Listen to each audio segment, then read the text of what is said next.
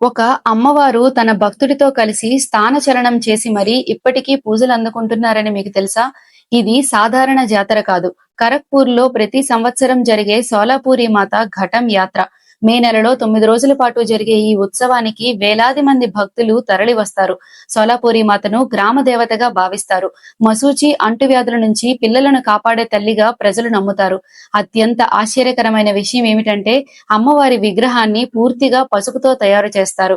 ఆ పసుపుని పవిత్ర రక్షణగా భక్తులు ఇంటికి తీసుకొని వెళ్తారు. ఈ కథ 1911లో ప్రారంభమైంది.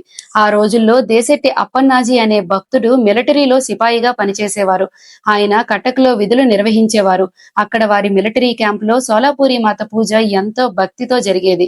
అయితే అప్పన్నాజీకి ఖరగ్‌పూర్‌కు ట్రాన్స్‌ఫర్ వచ్చింది. వెళ్లే ముందు రాత్రి స్వయంగా సోలాపూరి మాత ఆయన కలలో ప్రత్యక్షమై ఇలా అన్నారట, "బిడ్డా, నన్ను ఇక్కడ వదిలేసి వెళ్తావా? నన్ను నీతో పాటు తీసుకెళ్ళు" అని. ఆ మాట విన్న అప్పన్నాజీ షాక్ అయ్యారు. తర్వాత క్యాంపు సభ్యులతో కలిసి 1911లో కటక్ నుంచి ఖరగ్‌పూర్‌కు అమ్మవారి విగ్రహాన్ని తీసుకొని వచ్చారు. అక్కడ ప్రారంభమైన చిన్న పూజ ఇప్పుడు మహా ఉత్సవంగా మారిపోయింది. అంతేకాదు, గత 50 సంవత్సరాల క్రితం నుంచి ఈ అమ్మవారు రాయ్‌పూర్‌కి కూడా స్థానచలనం చేసి అక్కడ భక్తుల వద్ద పూజలు అందుకుంటున్నారు. సోలాపూరి మాత ఉత్సవాలు ఎంతో వైభవంగా కూడా జరుగుతున్నాయి. ఈ ఉత్సవంలో అత్యంత భక్తిపూర్వకమైన ఆచారం ఏమిటంటే వేప కొమ్మలను పవిత్ర నీటిలో ముంచి ఆ నీటిని భక్తులు తమ తలపై చల్లుకుంటారు. అది అమ్మవారి ఆశీర్వాదంగా భావిస్తారు.